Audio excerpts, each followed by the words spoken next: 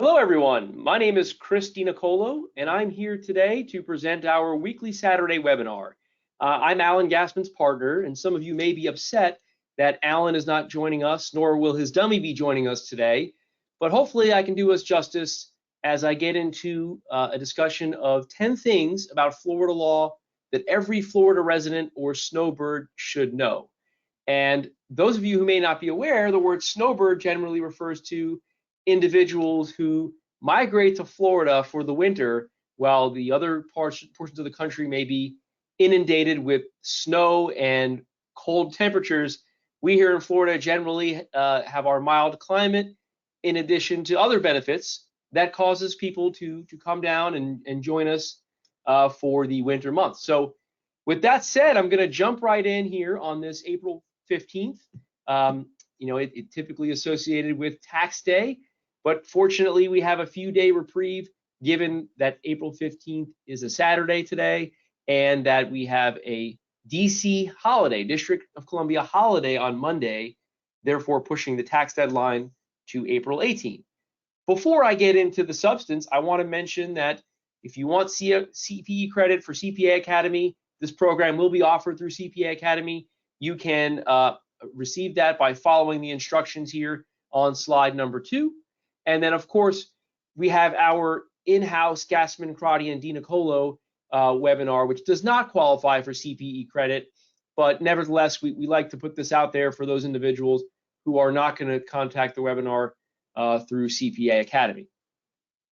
And of course, some housekeeping things here. If you have questions, feel free to ask. I will try my best to answer them as we go through the presentation, or if not, I will hopefully get through them organically because this presentation is going to be somewhat comprehensive and we're going to be traveling at a kind of a high level.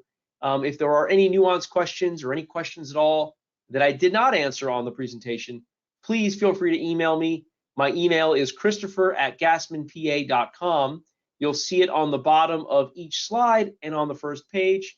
And please, again, don't hesitate to contact me at any point. So those of you who are familiar with us in our law firm, we do a Saturday webinar series, of which this is a part. And if you go to YouTube, you can see quite a few of our past presentations on a variety of topics.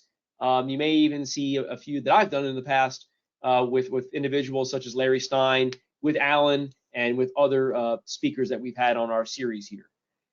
Okay, so in Florida here, we have a series of dates that are somewhat important into understanding whether it be legal deadlines or even leisure deadlines. Things like, Fantasy Fest or things that warrant serious consideration like hurricane season. But here on slide 8, we have this list of items or dates that are important to understand in Florida, some of which are in here for whimsy and no more, some of which are somewhat serious, such as if you move to Florida and you acquire a homestead, well, it's important to file your homestead exemption application no later than March 1 of the applicable year following when you move here. And we'll get into that in more detail. But this is a nice reference here. Of course, it changes on an annual basis as the calendar changes, but it gives you an idea as to what dates are important when considering Florida law or just living or being in Florida. Now, there are some things about Florida that are somewhat unusual compared to other states or other jurisdictions. Some people think that things are similar to how they were in their home state, but sometimes, in most cases, in fact, things are a little bit different. And the number one question we get from people who want to move to Florida is, how do I become a Floridian? Well, from a Florida standpoint, all you have to do is come to Florida and intend to live here. And Florida will welcome you as a Floridian. You will count in the Florida state population census that is ever increasing each time it's taken. And the reason for that is Florida does not have a personal individual income tax at the state level. That's very important. And that, coupled with, of course, our mild weather, as some will say, is one of the reasons why a lot of folks are moving to this state. The issue, of course, is what does your previous state care about you being a resident? Places like New York, Washington State, California, from which a lot of people are moving to Florida, have statutes and have enforcement guidelines that attempt to continue to consider an immigrant as a resident of those states. And the reason is those states have state income taxes, and of course other states have it as well, that they will still try to collect if someone moves to a different state like Florida or something like, Texas or Nevada that doesn't have a state level income tax. So the question really is not, are you a Floridian? It's, are you no longer a resident of your prior state, right? So this concept of domicile means that if the person comes to Florida and calls it home, we will consider you to be a Floridian from a Florida standpoint.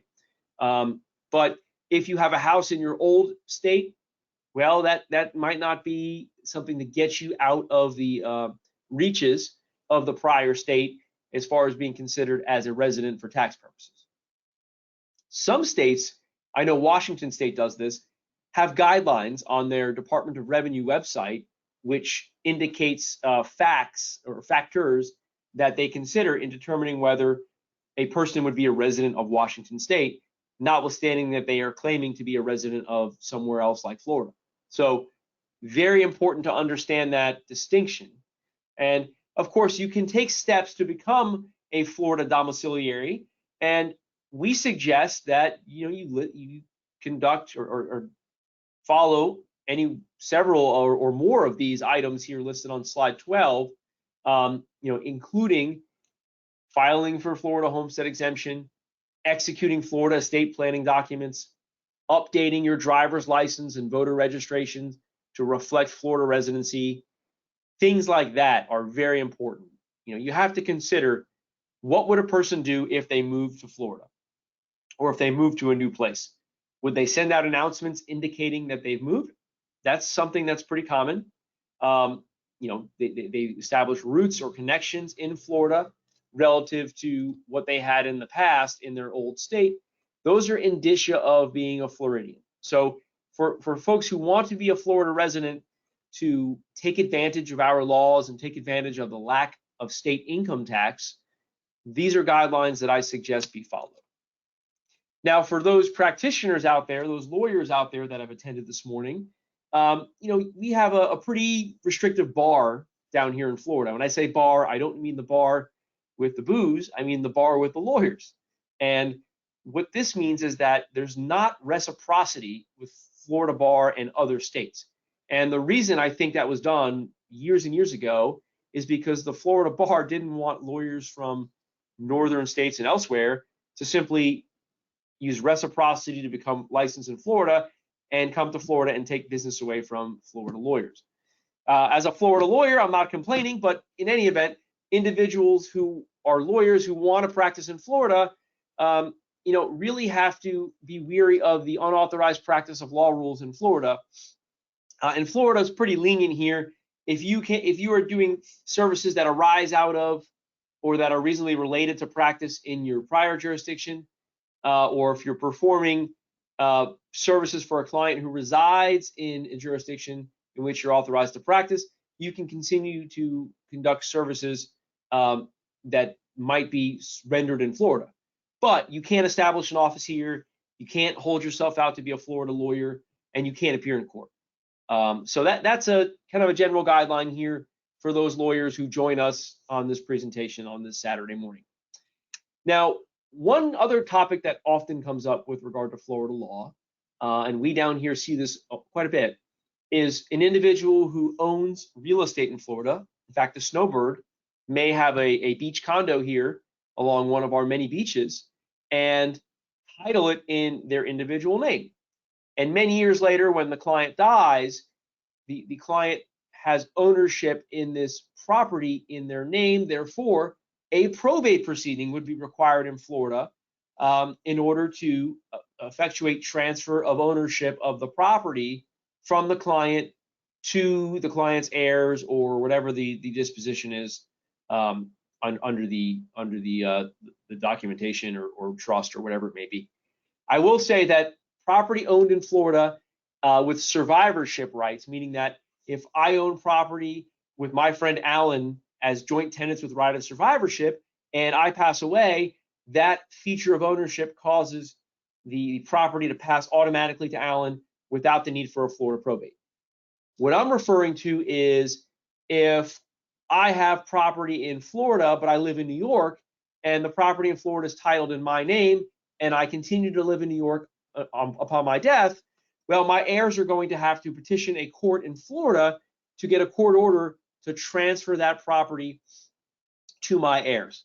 Now, the Florida probate law is, Florida probates have this reputation for being cumbersome and onerous, but they're not that bad. The issue really here is the administrative costs associated with getting the probate done, plus the time it takes to transfer the property through probate to allow for a sale or to allow for the property to be transferred to the applicable beneficiary. In Florida, you can do two types of probates generally.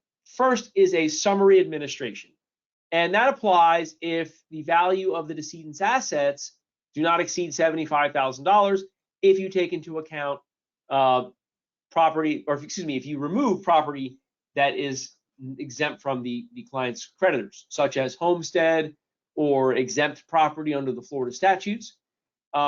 This is a very streamlined procedure where you would go to court and say, Judge, Mr. Smith died. Mr. Smith left his property to his son, Smith Jr., and we're doing this probate administration as a summary for you to issue a court order to cause the property to pass to Smith Jr. And that order issued by the court has the effect of a deed. It's very much like a conveyance document once it's completed. A formal administration is just that. It's more formal. It requires the appointment of a personal representative to administer a decedent's estate. And when the personal representative is appointed, the property subject to the probate is not necessarily conveyed. The personal representative instead must transfer that property via a deed or other common probate or common real estate transfer document.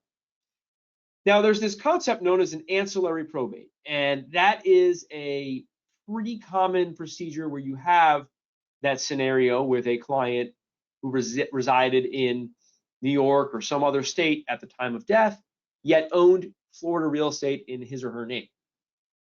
An ancillary probate means that if a probate was opened in the domiciliary state of the client, you can take the authenticated paperwork from that state, file it here in Florida with a couple of documents, and generally the court will bless it and appoint the same personal representative to allow for the transfer of the property through probate.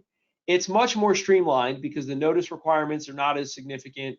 It doesn't require proving up things to the extent that you might do under a formal probate. And an ancillary can be a formal probate or a summary.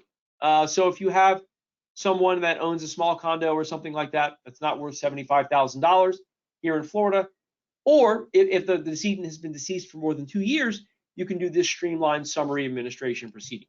And we'll get into that a little more detail, but this ancillary probate proceeding is something that's out there, and it is something that is somewhat common if you have individuals who have Florida real estate and have probates for their estates in other states.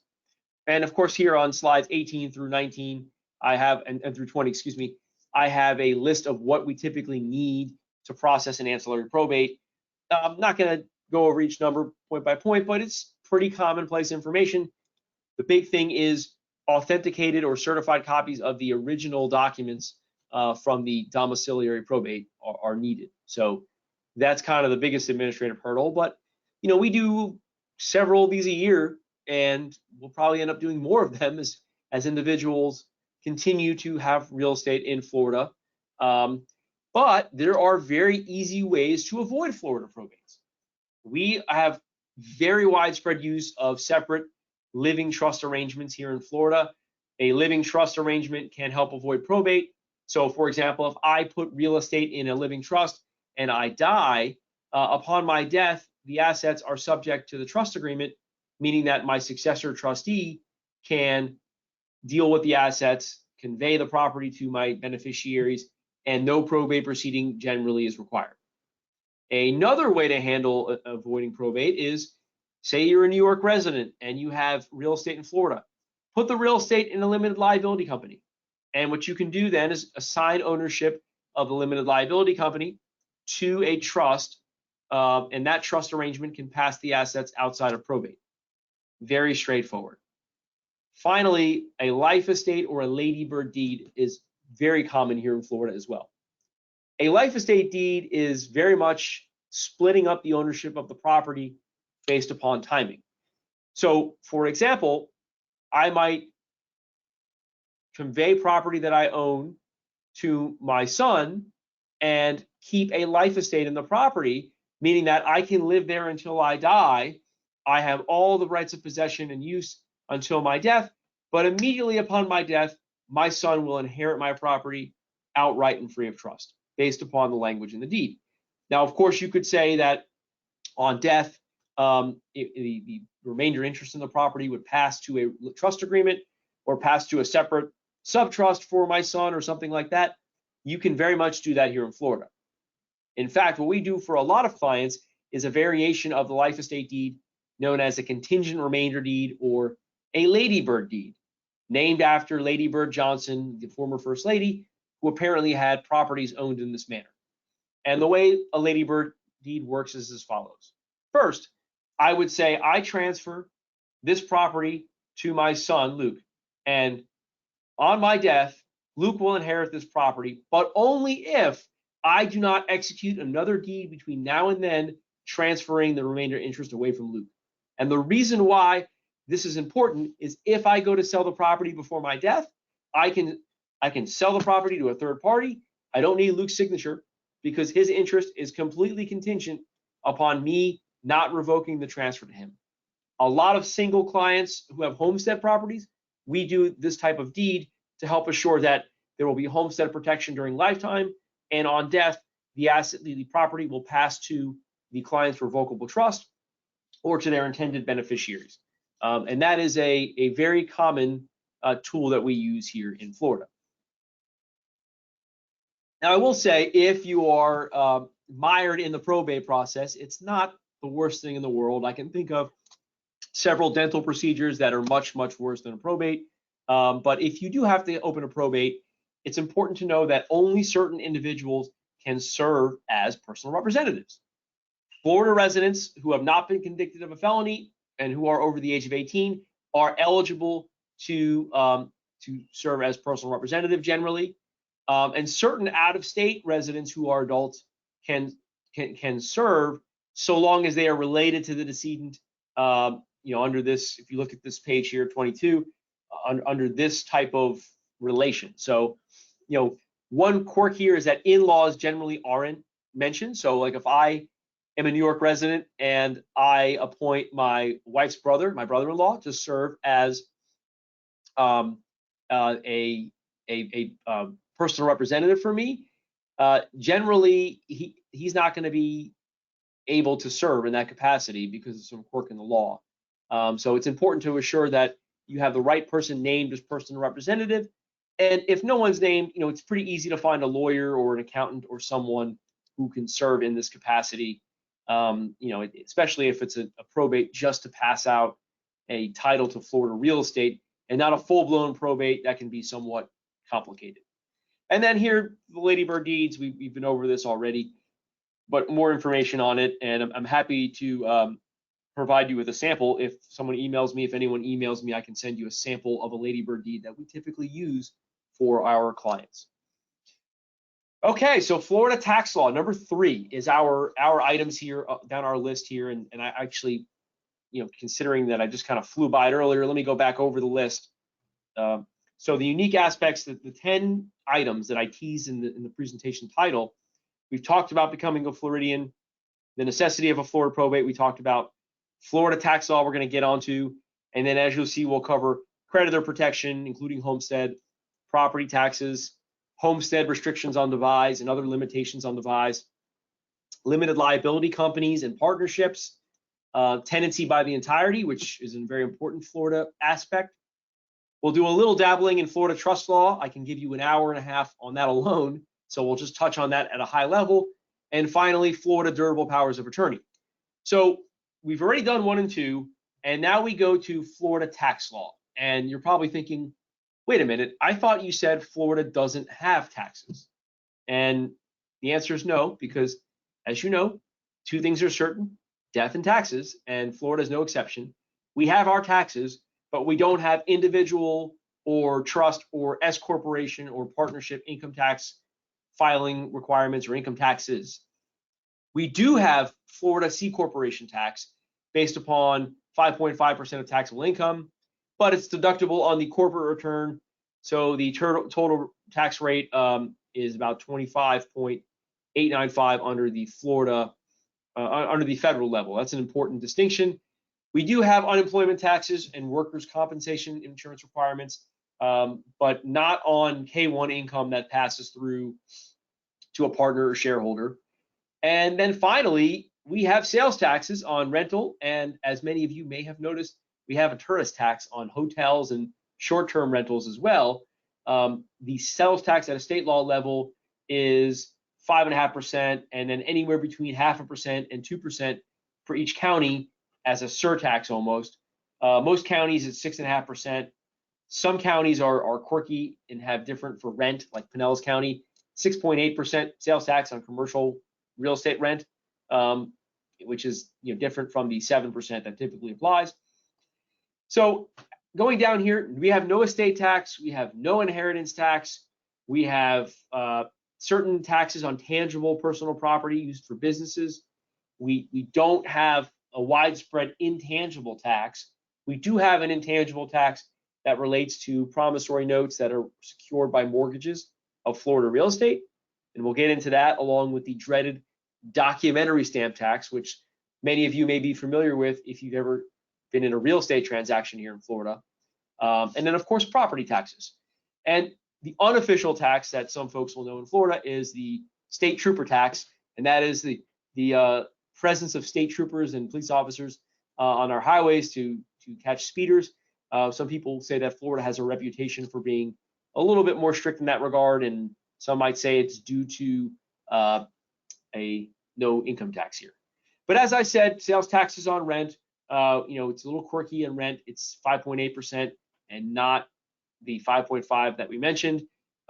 One could potentially save rent sales tax by using the 199 capital A deduction under a partnership or S corporation. There's also the idea of rent is not usually required in Florida. In fact, there's no authority that requires rent be paid between landlord and tenant. But if the rent is paid, then it is subject to sales tax. So keep that in mind. And documentary stamp taxes is something I mentioned earlier. And this is kind of an interesting tax in that it applies to transfers of Florida real estate, to mortgages secured by Florida real estate, and also to unsecured promissory notes that are executed and delivered inside of Florida. So a lot of folks will sign such unsecured promissory notes outside of Florida, whether they are doing so on vacation somewhere else, or maybe they'll go on a boat or in a plane and fly out into international waters. In fact, there's an organization out of the St. Pete Alfred Whittier Airport that does so for the purpose of individuals signing and delivering documents to avoid this documentary stamp tax. And you're probably asking, well, why is it so important to avoid this? Well, it's 0.7% on transfers of real estate based upon the value of the real estate transferred as indicated by a purchase price.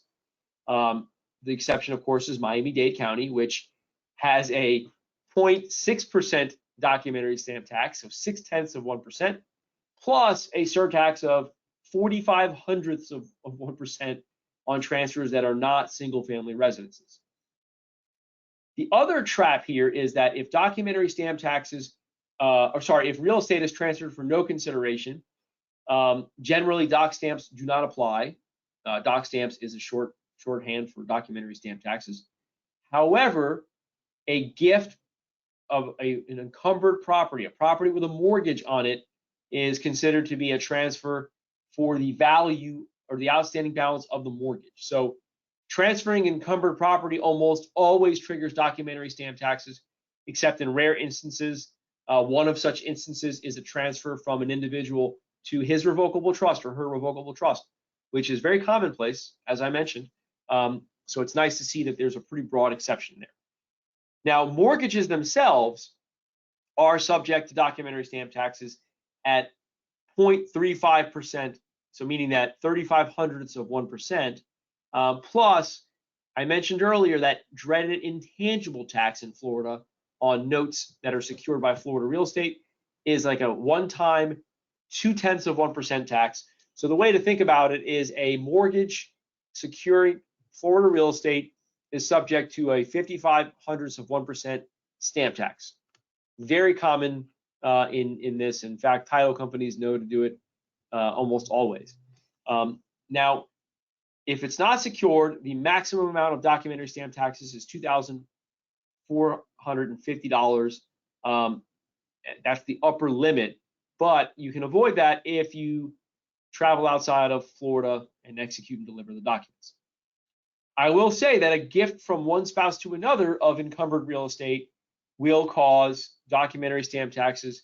And if it's a joint property to one spouse, then you may trigger doc stamps based upon 1/2 of 0.7% times the amount of the mortgage. So that is a pretty complicated tax at first blush, but it's not really difficult to understand and grasp. Just know that it's there because it's something that doesn't go away. Now, as I mentioned, you can use agents outside of the state of Florida to receive the promissory note and sign the promissory note. And if you see on here on slide 29, the steps needed to effectuate the execution and delivery of a promissory note outside of Florida. And then, of course, we have the charter service that I mentioned earlier, which you may think nobody ever does that, but I can tell you it happens more frequently than you would imagine. So a lot of clients will come to us and say, I want to loan my son money to purchase property. And I want to have a mortgage on the property because I want to be in charge of if and when he or she sells the property. Well, if you do that, you're going to have the documentary stamp tax apply. And that's something that you can't really get around if you have a mortgage. But you can have something awfully close to a mortgage that gives the same security. And one way to do so is put the property into a land trust, known as an Illinois land trust. We have those here in Florida. And the reason why they're so unique is the land trust provides that beneficial interests in the trust are personal property and are not real property. The trust then signs a security agreement in favor of the lender and files a UCC-1 financing statement to perfect the rights to the property, the security rights. In fact, you can even record the UCC-1 as a pledge against the land trust interest in the county in which it's located, and that shouldn't trigger documentary stamp tax.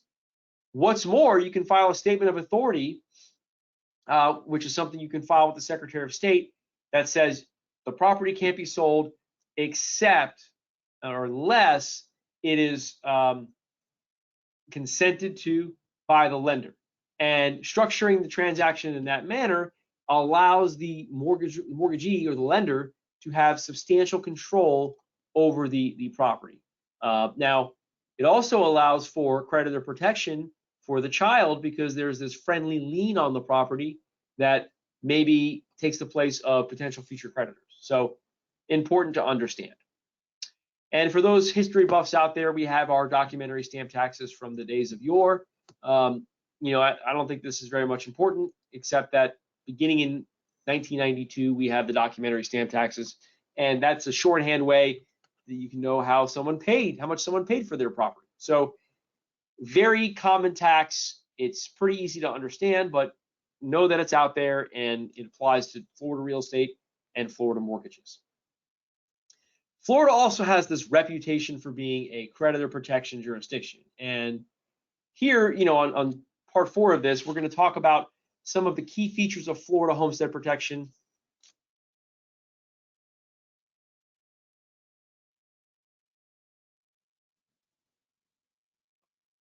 Oh, Josh, looks like we had a little breach here. I'm not sure how far in we are, but we're going to have to modify this somehow. Yes, I'll edit all this out. No worries. Yeah, sorry, man. It just, the PowerPoint just shut down. Oh, good. Yeah. Just Okay. recorded. This is the easy part. Yeah. Let me put it back up. And Homestead is the most commonly known feature. In fact, you'll see there's been talk of notorious individuals who have creditor situations moving to Florida to help assure that they get homestead protection and protect assets from creditors. Now, Homestead is probably the strongest Florida-based creditor protection tool, but it does have limitations. There are ways to transfer your homestead into a creditor protected manner. At the last minute, if you have a judgment against you, and that was something that was popularized when O.J. Simpson was thought to be moving here after he had the civil judgment levied against him. There's also the idea that the Florida homestead law is still subject to the Bankruptcy Act if the debtor filed for bankruptcy. And the BAPSIPA Bankruptcy Act in 2005 changed this for Florida law in bankruptcy. So if you have any individual that moved to Florida and generally and hasn't lived in Florida for at least 730 days when they move here, the Florida exemptions do not apply and Florida law won't apply. So someone couldn't move to Florida now and venue shop essentially for their bankruptcy. What's more is that the Florida homestead protection isn't going to apply in bankruptcy unless the individual resides in the Florida homestead owns the Florida homestead for 1,215 days. Even though it's not the homestead for the full time, the property just has to be owned by the individual for that period. And that trumps the Florida law, which says, Florida case law and Florida Constitution, which says that you can take assets that you have that are otherwise unprotected and purchase a Florida homestead and still get the homestead protection, unless there's an exception to homestead protection or the monies were attained through ill-gotten gains. That's a big exception to homestead. So the real big thing with Florida homestead is that it's unlimited in value. You can have a penthouse in Miami Beach that's worth $45 million. And so long as it is no more than half an acre in size within city limits, then the homestead property is protected, assuming, of course, that the property was acquired through bona fide measures and there's no ill-gotten gains involved here. Now, if you so happen to decide, I'm going to move out into the sticks somewhere in the middle of nowhere and buy 100 acres of property to build my homestead property, and maybe it's worth $30 million. Well, because it's outside of city limits, or if it's outside of city limits, the homestead protection will apply if it's under 160 acres. So that's a very common technique, is for individuals to make sure that what they're buying is not in a municipality. It's quite a stark difference if a property is in municipality or out of a municipality. And you'll see here on slide 35 that we have, the law on how it applies here. You have to be a permanent resident in Florida. You have to own the property or make it your principal residence. You have to have that subjective intent that the property is your homestead.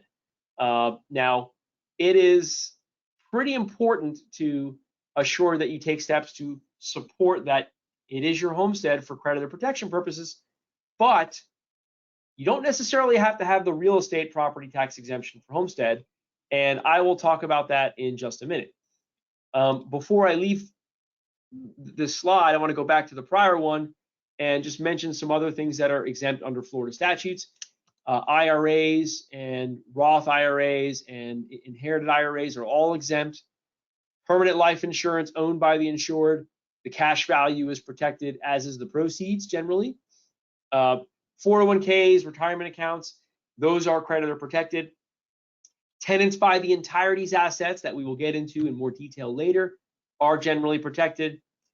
Wages of a head of household are protected and are also protected under wage accounts for 6 months following the earnings. So that's very, very important.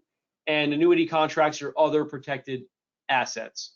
And this chart here kind of shows you the continuum between creditor exempt assets, difficult assets for creditors to obtain, and what assets are exposed to creditors.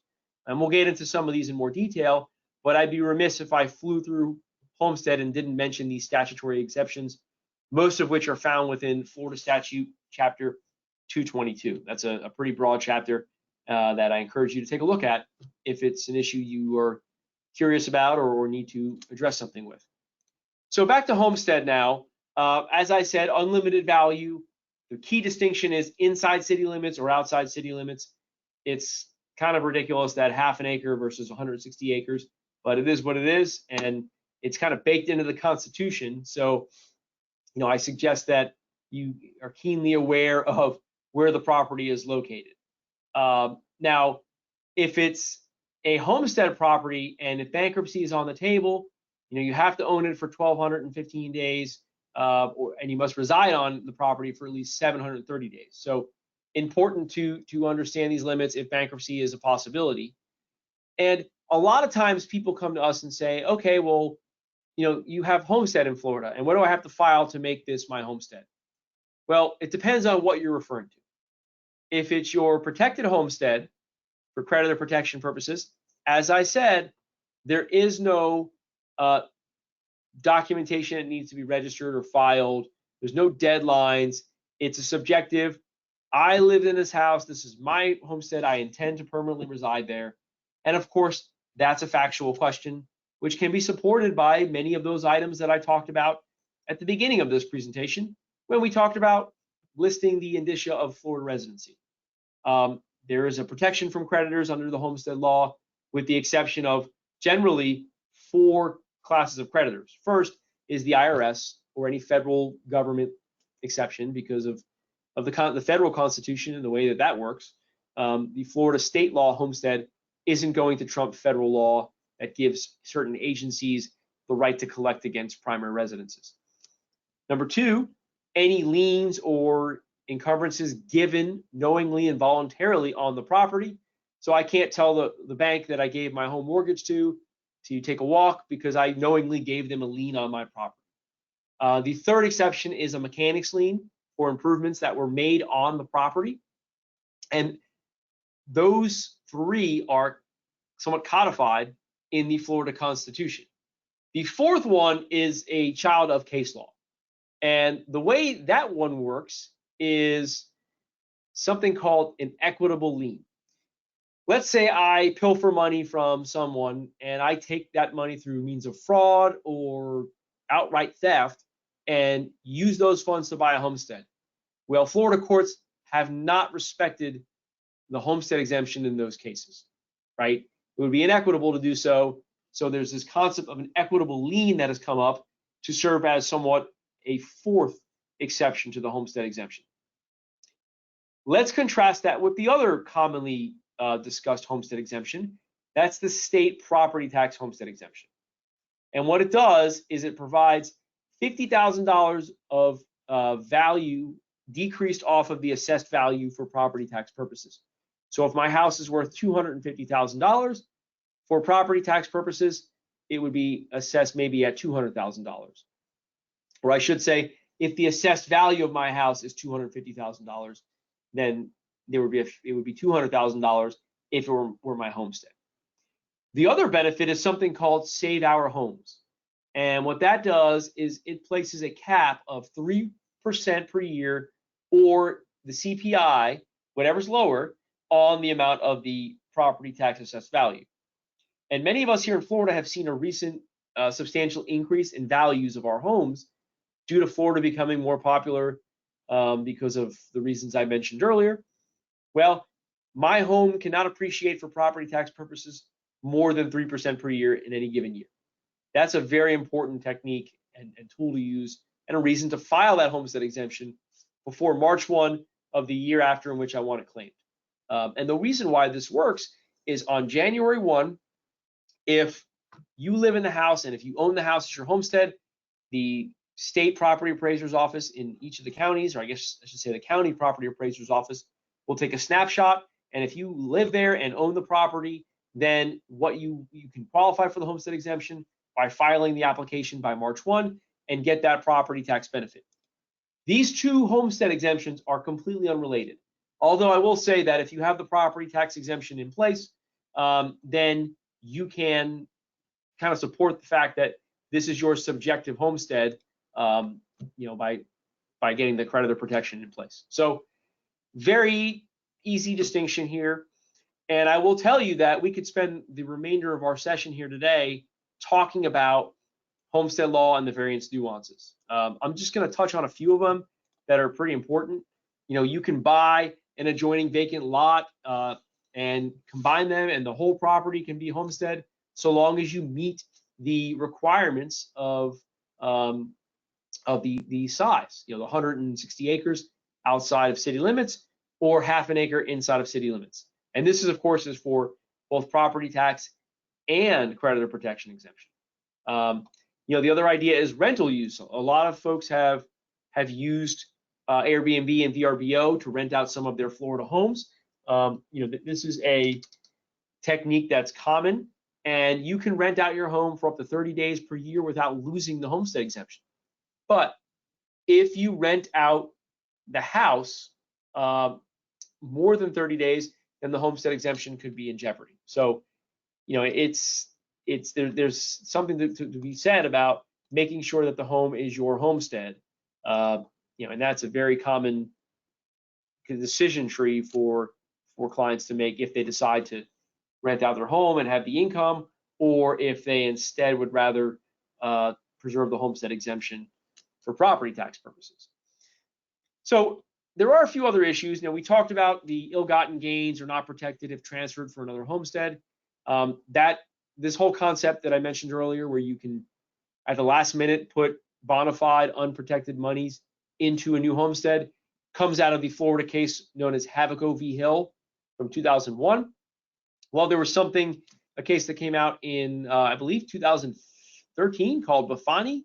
Very similar, type situation, except the funds were ill-gotten gains. And that's where that fourth equitable lien exemption applies. Okay, so then a homestead that sells, there's generally a reasonable time period following the sale of a homestead that Florida law lets you put it into a new homestead. And that is a very helpful tool, so you don't have to time the sale of one homestead and purchase of another homestead to be back-to-back to allow for the homestead exemption to apply and to have that value protected from creditors.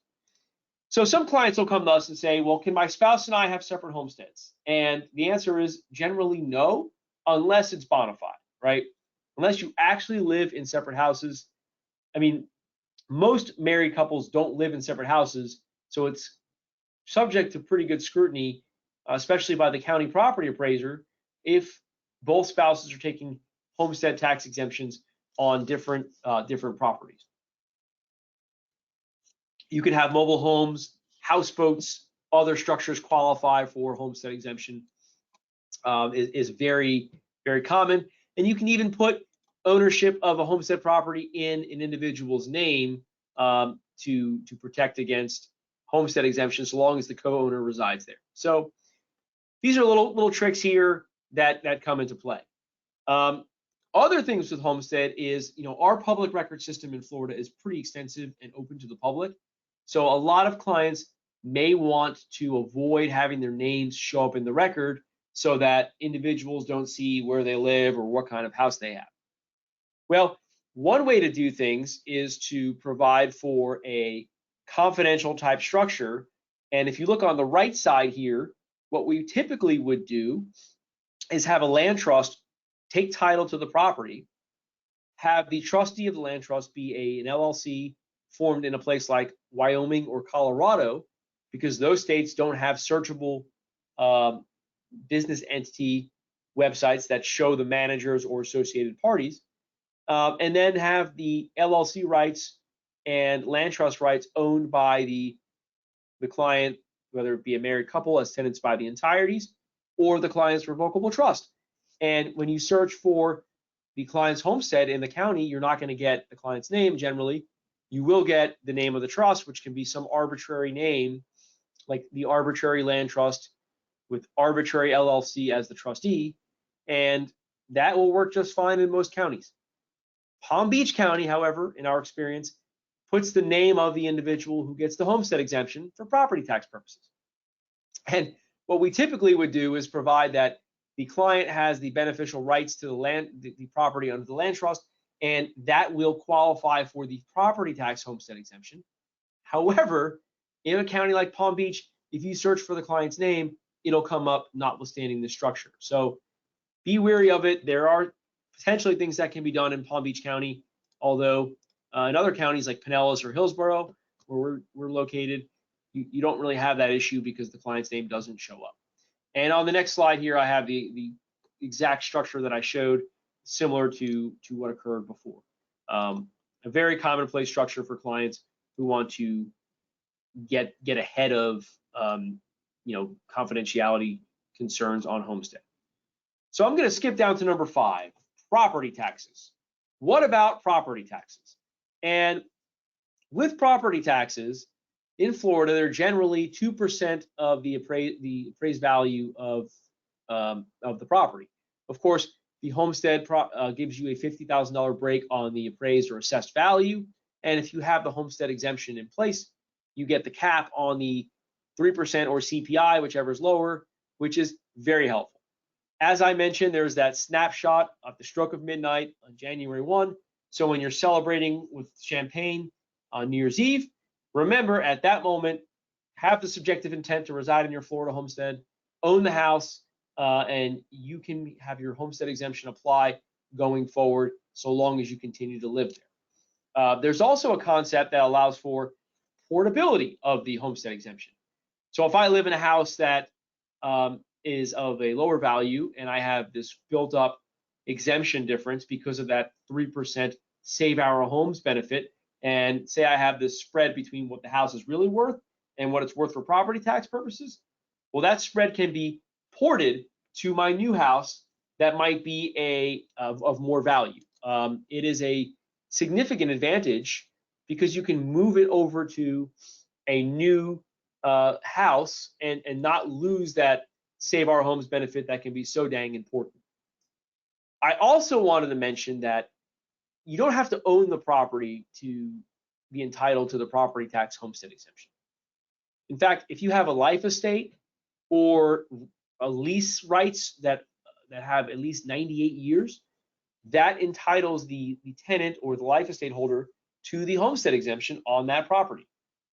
Additionally, if a property is owned by a trust that's created by a third party, for example, or heck, even a revocable trust, and that trust provides for certain language that gives the beneficiary rights akin to a life estate or a lease, 99-year lease right, then the homestead exemption is available to the applicable client.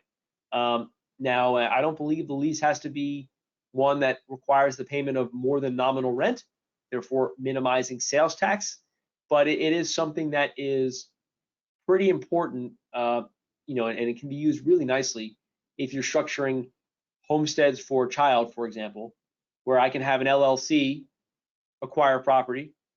I can own the LLC, but the LLC can lease to the client or to the child, pardon me, the property under a 99-year lease that terminates on the child's death. If you have that structure in place, the child should be entitled to apply for and receive the Florida property tax homestead exemption, and the 99-year lease rights also will be protected under the Florida homestead exemption in a manner similar as if the child owned the property directly. And This is all covered here on slide 56. I mentioned this earlier. This is kind of the slide that kind of gives you the idea. And then right beforehand, this is an example from the Pinellas County Property Appraiser of the portability exemption that applies for the homestead property tax. So good resources if you need to consult them. Here's the language on slide 57 that we put in our trust agreements that allows the individual who has a revocable trust to attain the homestead exemption for property owned by the trust.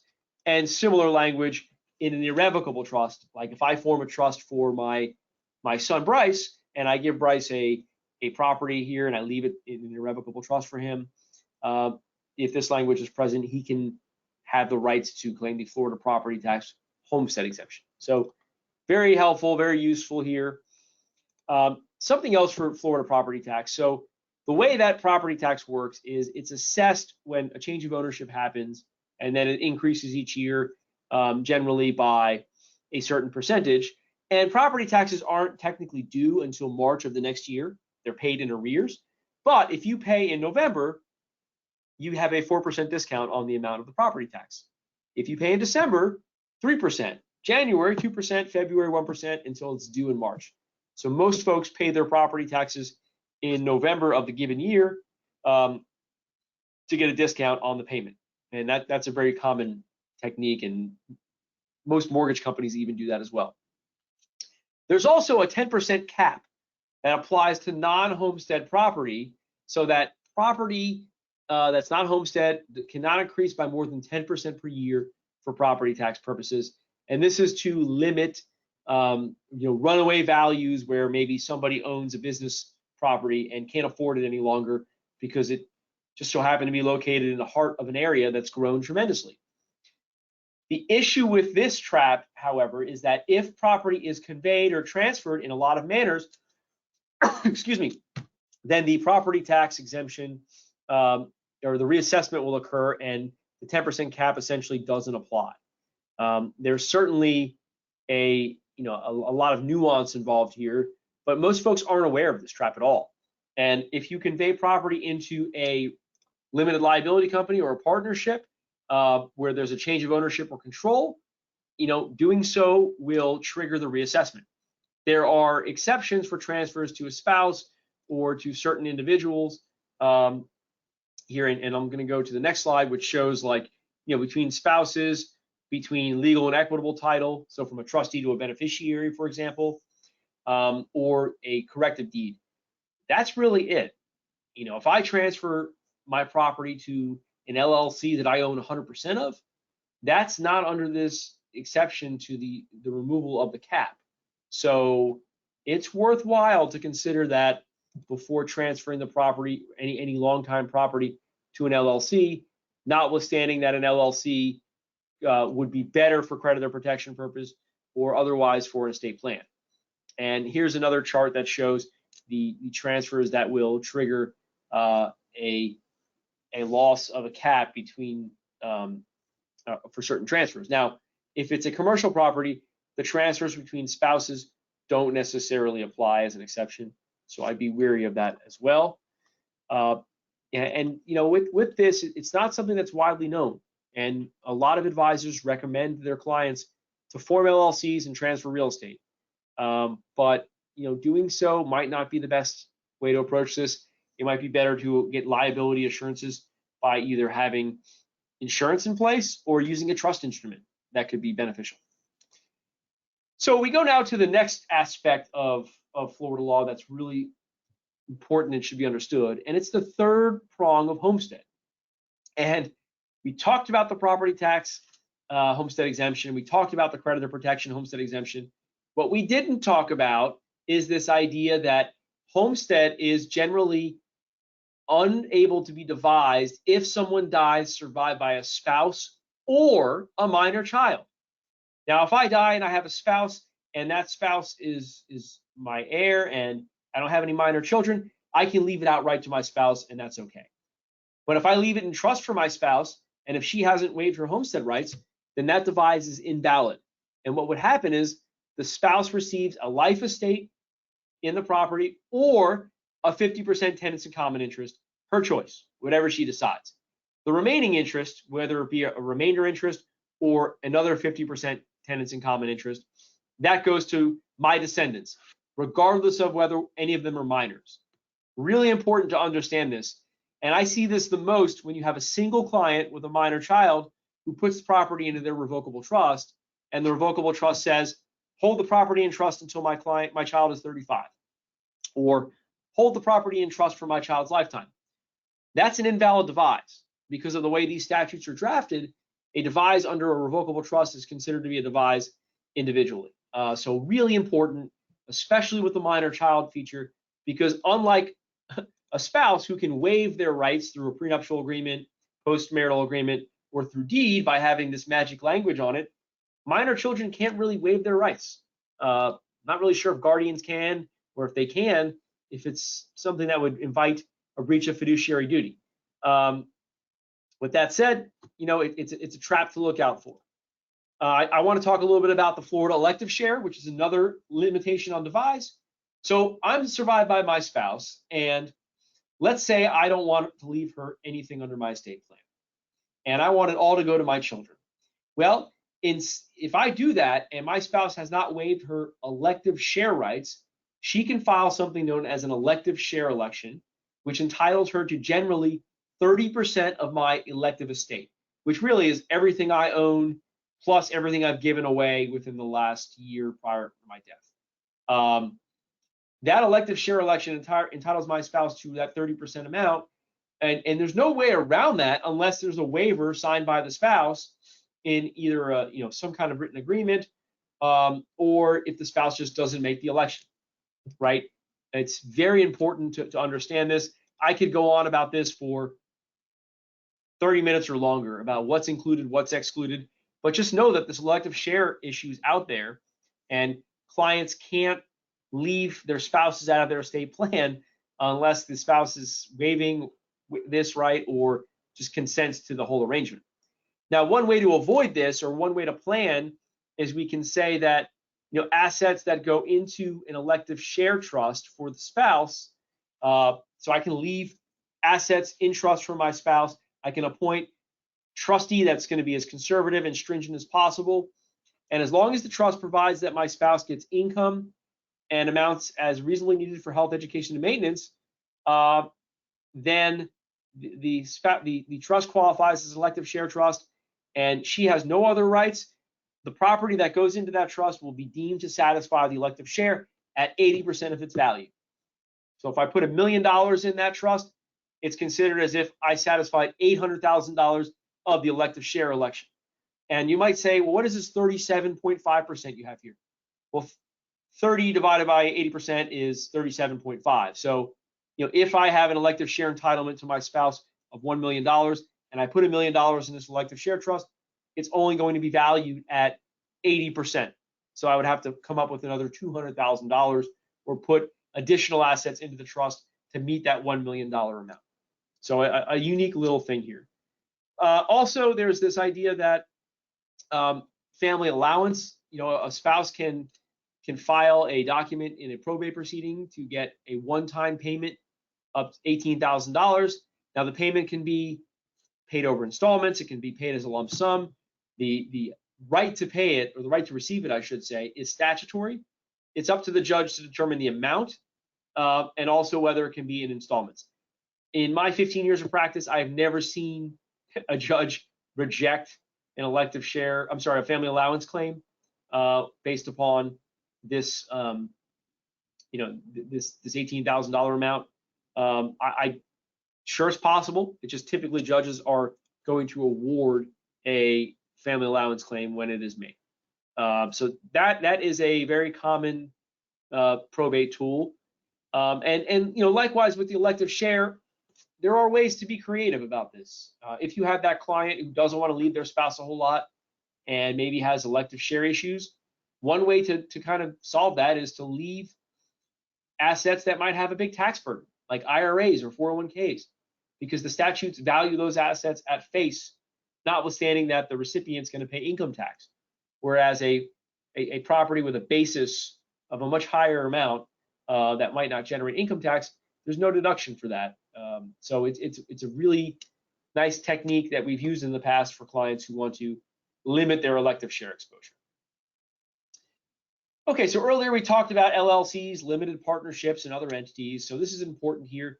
Florida has something known as charging order protection for multiple member LLCs. And what that means is that if my friend Alan and I each own 50% of an LLC, and I'm sued because of something that's not related at all to the LLC, my judgment creditor can only receive a charging order under most circumstances from the LLC. And the charging order is the right to intercept any distributions that would be made from the LLC. It's not a right to compel distributions from the LLC or to take over my interest in the LLC or manage the LLC or have any other rights. So it's often a creditor protection tool because it forces a creditor to the table to potentially settle for a lesser amount. And this also applies for limited partnerships and limited liability limited partnerships as well. I will say a single member LLC does not offer this protection. And there was a case about 13 years ago called Homestead, O-L-M-S-T-E-A-D, which said that a single member LLC doesn't get charging order protection. There was a lot of uproar at the time because a lot of practitioners, including Alan and I, thought that the opinion was written in a manner that extended the lack of charging order protection, to multiple member LLCs. Fortunately, the statute was clarified thereafter to eliminate some of this concern, but it was a pretty big case when it came out. It was a Florida Supreme Court case, so it's worth considering. And of course, there are many reasons to use LLCs and limited partnerships. Creditor protection is one of them. Liability insulation from internal or inside creditor situations is another. And a third reason is to avoid probate, especially if you couple it with using a living trust or some type of survivorship ownership, such as tenants by the entireties. So here's our segue into the wonderful land of tenants by the entireties.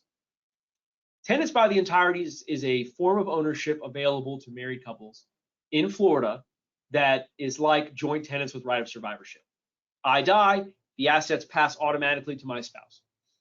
However, while we're both alive, if I'm sued for something that has nothing to do with my wife, it's a creditor of mine only, and assuming that I didn't fraudulently transfer assets into tenants by the entireties to hinder or avoid a creditor, then those assets are protected from my creditors.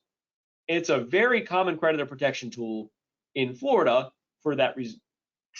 And much real estate in Florida is owned in that manner. In fact, if it says Mary Smith and John Smith married couple or Mary Smith and John Smith husband and wife, that's considered to be tenants by the entireties, notwithstanding that the words tenants by the entireties are not on the deed. There's a long history of this tenants by the entireties law that goes way back to the English common law. But for Florida law purposes, we need to know that it's generally protected from the creditors of only one spouse. It functions as a joint tenants with right of survivorship-like mechanism. And one of the really important traps here is that tenants by the entireties property generally cannot be transferred without the consent of both spouses, including any type of bank accounts, any type of mortgaging or pledging or deeds or anything like that. Bank accounts may be different because the account statements or account agreements say that one spouse can transfer all the assets out, and that's really done to protect the bank. That's why that's structured. But tenants by the entireties assets do implement this other idea of having both spouses consent. And to have tenants by the entireties, you need to satisfy the 6 unities of title here. Possession, meaning that they both have joint control. Unity of interest, meaning that they have the same equal interest in the account. Doesn't matter if my wife deposits more assets into our tenants by the entireties bank account or if I do, we have the same interest. A unity of time, so one idea is don't convert individual assets to tenants by the entireties. It's better to form a new tenants by the entireties account and transfer assets to it. With regard to real estate and other tangible personal property, we don't think you need to have a straw man, meaning that you don't need to transfer that property to third party, who then transfers it back to us as tenants by the entireties. but it's worth considering. And of course, we have to be married and have to have the survivorship. So I'm thinking that it's a very important mechanism to follow these rules because of how important tenants by the entireties is. You know, a lot of clients own their assets here as tenants by the entireties because of the way that Florida respects this from a creditor protection standpoint. I will say that you will want to find a bank that respects tenants by the entireties ownership. There was a Supreme Court case from 1999 called Beal Bank, and that said basically if there's no tenants by the entireties ownership permitted under the bank, and if the clients take it as joint tenants with right of survivorship, then generally speaking, you can have tenants by the entireties because it reflects what was intended by the spouse. So, you know, that's a very important you know, technique that's used here. I also want to mention that, you know, with tenants by the entireties, it's something that you don't want to have assets like cars, and you don't want to have that these assets that, you know, are used by both spouses or that potentially have the spouses, you know, having risk. Because if both spouses are jointly liable under a debt, whether it be for a bank guarantee or if it were for something like, you know, a car driven by one spouse and owned by both spouses, that can vitiate or eliminate tenants by the entirety status. So that's a really common issue that I would suggest that we don't have, you know, or you try to avoid to the extent possible. So Florida law also provides for pretty favorable trust law here. And we get to our 9th of 10 topics here, and just a couple of things on this, because again, I can spend hours going into Florida trust law. We have a mechanism known as designated representatives. And what designated representatives entails is it allows a Florida trust to name an individual who can receive accountings and receive information and even waive accountings or notice rights on behalf of one or more beneficiaries without the beneficiaries even knowing of the existence. So it allows for a somewhat silent trust to be created and established here. I'm hard-pressed to see other states. I don't think any other states have this feature, but we typically have this in place under Florida law. Florida trust law also allows for a trust that's established for the benefit of a beneficiary based upon health, education, maintenance, and support rights to generally be exempt from the beneficiary's creditors. And by doing so, you know, the beneficiary can even be sole trustee of the trust, and a third party who establishes the trust for the beneficiary can assure that their beneficiaries are going to have their assets in trust protected from creditors or potentially divorce situations. I will add that there is no self-settled spendthrift trust statute in Florida, meaning that I can't create a trust for my wife, my children, and make myself a beneficiary as well, because doing so will subject the assets of the trust to my creditors.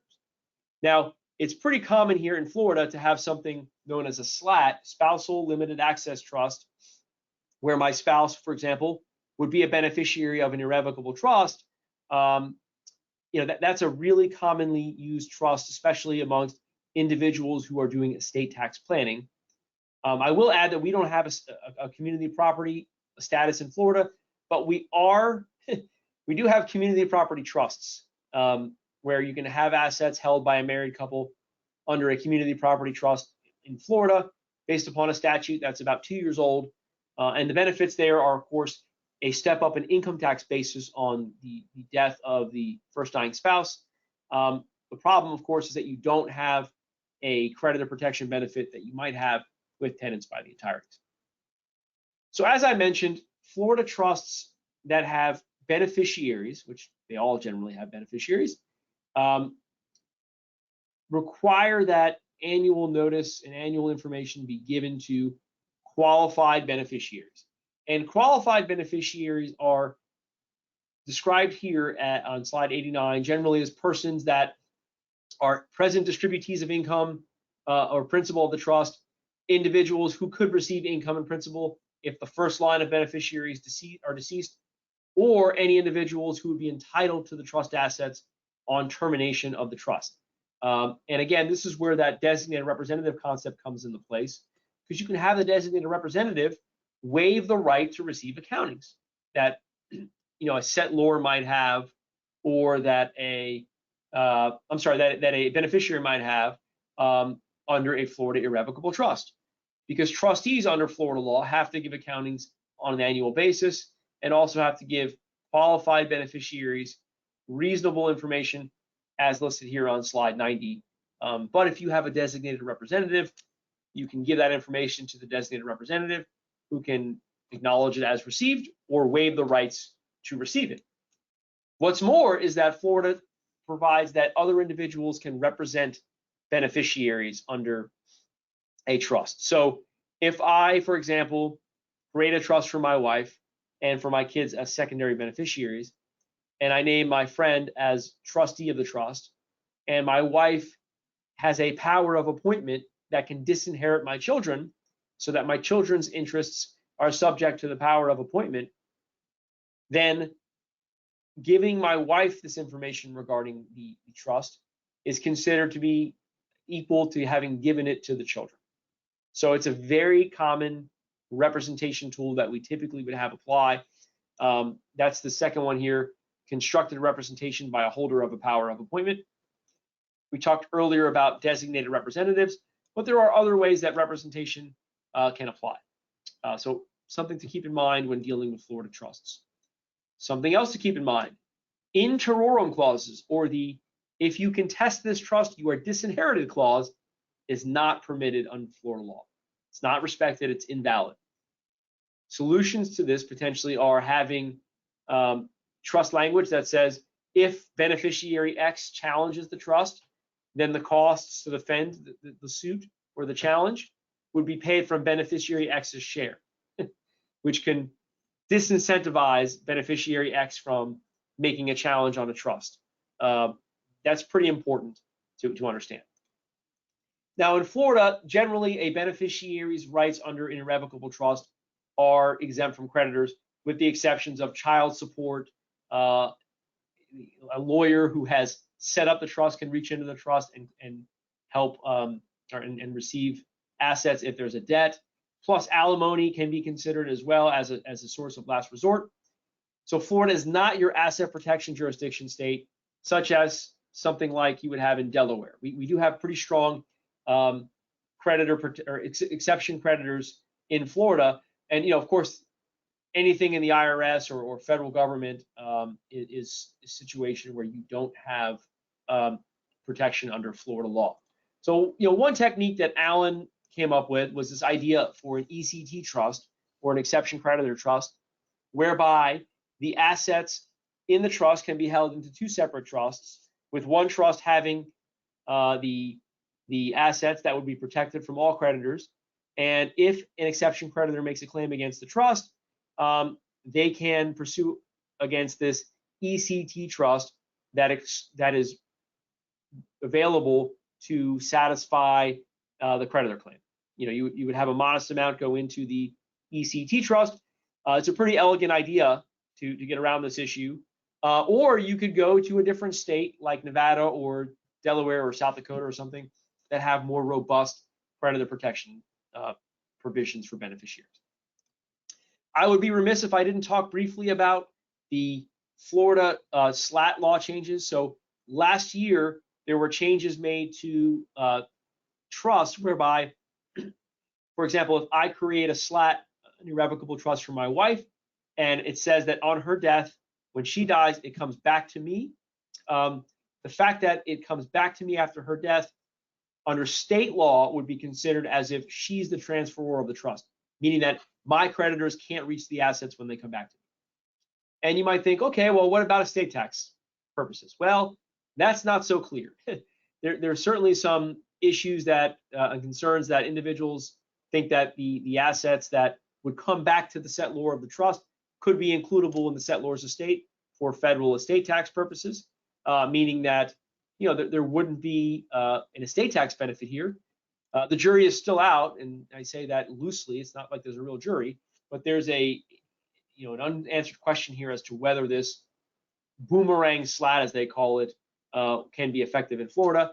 Now, it's important that the settlor spouse not be a beneficiary of the slat during the lifetime of the beneficiary spouse, because doing so will cause the law to not apply, and my creditors in my example would be able to reach into the asset, the trust, and use the trust assets to attach my assets. We've given talks on this topic alone, so I'm just going to give you that as a high level here, and skip to our final topic here, which is Florida durable powers of attorney. And it feels like just yesterday, but it was in 2011 that the legislature in Florida changed powers of attorney significantly. You used to be able to say that a power of attorney could be granted by giving an agent any power under the sun to make changes or effectuate actions on behalf of a principal for a power of attorney. And now you have to specify the acts and powers that are expressly bestowed upon the agent. The problem there is that your powers of attorney now go from 3 pages to 20 pages because you have to list every possible thing that the agent is allowed to conduct for the principal. Further, there are 7 specific powers that must be initialed next to by the principal, and if not, the agent does not have the power to do so. This is, things like changing beneficiary designations is one of them, and it's not sufficient just to initial one time for all 7. It's next to each and every one. Finally, the durable power of attorney can no longer be springing. And what that means is, under prior law, I could say, I appoint my friend Alan to be the agent under my power of attorney, but it applies only if and when I'm incapacitated. It will then spring into effect. That's not allowed anymore. There is a workaround that we've developed which says I appoint my friend Alan to serve as my agent, and he needs an original power of attorney to effectuate any action for me under this power of attorney. I then take the power of attorney and give it to a third-party escrow holder and have an escrow agreement that says, do not release this original power of attorney unless or until you have a letter from 2 doctors or letters from 2 doctors saying that Chris is incapacitated and therefore the power of attorney can be released to Alan so he can effectuate actions as Chris's agent. Our law firm serves as escrow agent for many clients in that role, and it's a pretty common little workaround, but a lot of folks may not be weary of this potential trap. Now, powers of attorney executed before October 1, 2011 will continue to be valid in Florida, even if they don't meet these requirements or the other nuances involving durable powers of attorney. Having said that, it's always good to make sure that agents are named under power of attorney. And with that, I think it's a good idea to talk about briefly the checklist that we often send to CPAs for creditor protection and maintenance of clients' plans. Durable powers of attorneys are just a piece of the puzzle, but tenants by the entirety's protection, homestead protection, do the revocable trusts and wills, provide for what the client wants to have happen. They may be 15, 20 years old, the documents. It's important to assure that they reflect what is intended. There's a variety of things here in Florida law that are not necessarily apparent at first blush. And I hope that today shines some light on some of these darker areas, or less known areas, I should say. If any of you have any questions whatsoever, please don't hesitate to reach out. I'd be happy to share a copy of our sterilized durable power of attorney as well. And I do appreciate you joining us and joining us each and every Saturday. Next week, I think we have another nice presentation on the T ready to go with Alan joining us, so you don't have to listen to me anymore. You can have Alan and his dummy join you. But I do appreciate it. I hope that the rest of your Saturday is excellent and that your weekend is fantastic.